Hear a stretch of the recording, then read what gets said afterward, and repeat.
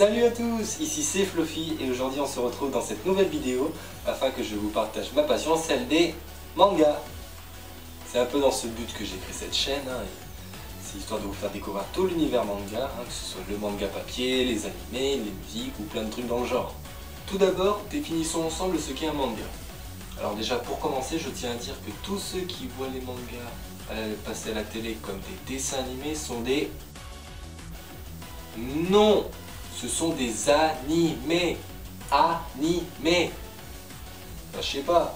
Un dessin animé, c'est ça. Ou encore ça. Un animé, c'est ça. Ça. Ou ça. Il y en a plein d'autres. Enfin, je sais pas, on voit quand même une différence, non? Non? Vous trouvez pas? Non. Dommage. Enfin bref, tout ça pour dire qu'il existe plusieurs genres de mangas et qui sont aussi divisés en plusieurs catégories. Alors tout d'abord nous avons le Kodomo, qui est un peu les mangas pour les enfants, un peu comme... C'est l'heure d'Antaro. C'est un manga. Je suis désolé. Ou un peu comme Pokémon encore. Voilà. Enfin, vous voyez que le point commun un peu déjà entre ces deux-là, c'est qu'il y a plusieurs mascottes.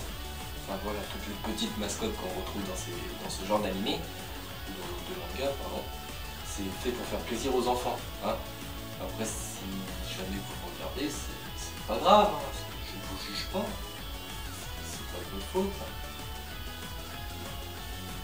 Ensuite, nous avons les shonen, voilà, qui sont un peu plus utilisés pour les adolescents garçons, un peu comme moi. Et voilà, ils sont aussi divisés en deux parties. Nous avons deux types de shonen.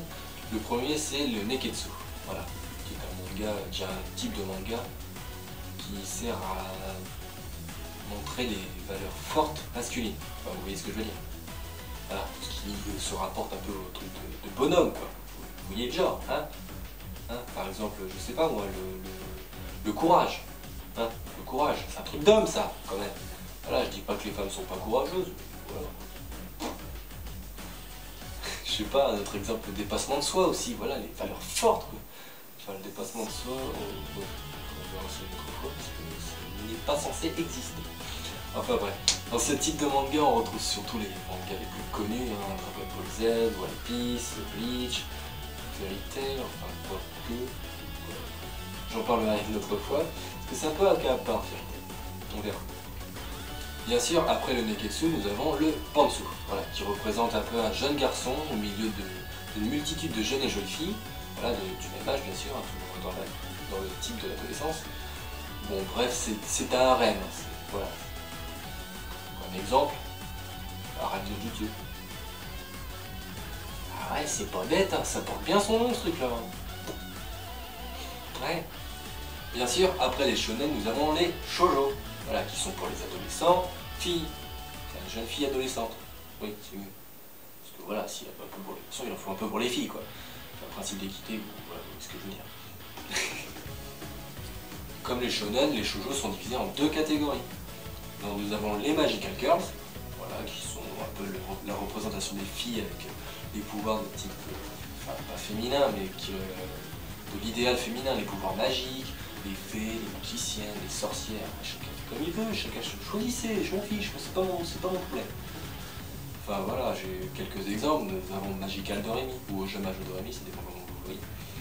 Ou encore Cardcaptor Sakura, voilà, des représentations de filles magiques. Après les Magical Girls, nous avons aussi les romances, ou romances, ça dépend comment vous le dites, ça c'est pas, je sais pas non plus. Enfin pour moi les romances, voilà, ça me paraît plus logique. Comme son nom l'indique, une romance, c'est une histoire d'amour entre une jeune fille et son prince, entre guillemets. Mais dans ce genre de manga, ça finit un peu en drame romantique. Bon voilà, normalement ça finit généralement bien. Voilà, j'ai pas trop d'exemples sous la main, enfin pas tout de suite, ça me viendra peut-être tout à l'heure. On verra. On continue de monter dans l'âge, car il faut savoir qu'il existe aussi des mangas pour les adultes, ce n'est pas réservé que aux enfants et aux adolescents. Voilà, ce sont les seinen et josei, voilà, c'est dans le même genre que shonen et shoujo, voilà, c'est pour les adultes femmes, voilà, c'est chacun comme vous voulez. Mais après, il existe aussi des types de mangas un peu pour des catégories spéciales, comme les ecchi, voilà, qui sont des mangas un peu sexy, je dirais.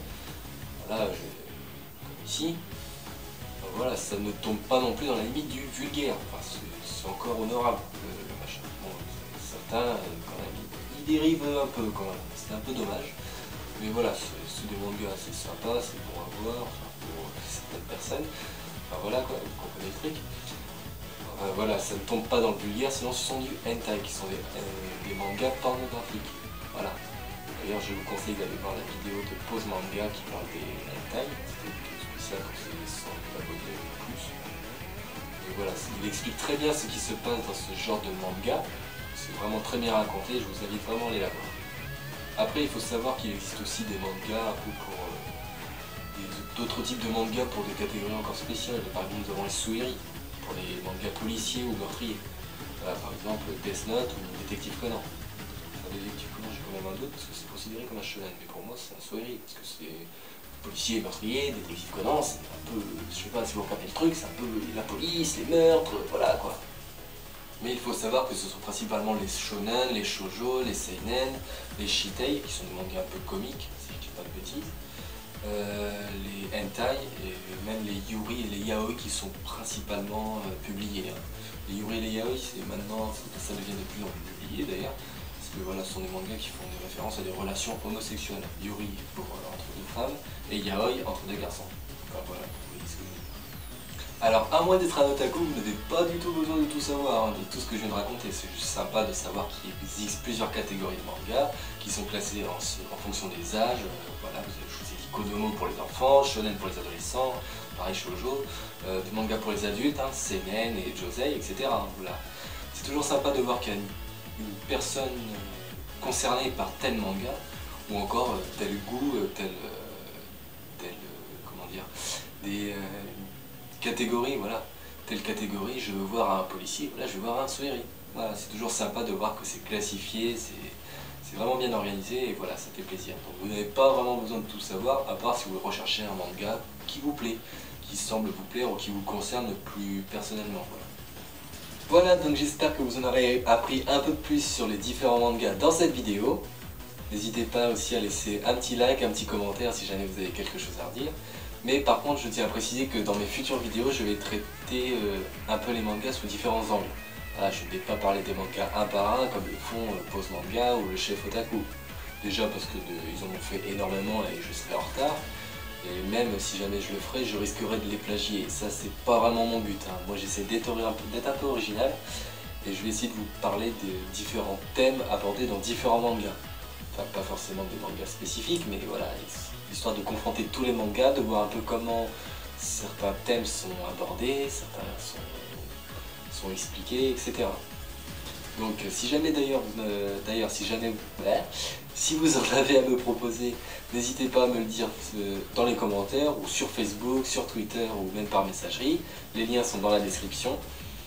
Et du coup, je l'ai déjà dit, mais laissez un petit like, un petit commentaire, ça fait toujours plaisir. Et je vous dis, on se retrouve dans une prochaine vidéo. Allez, ciao!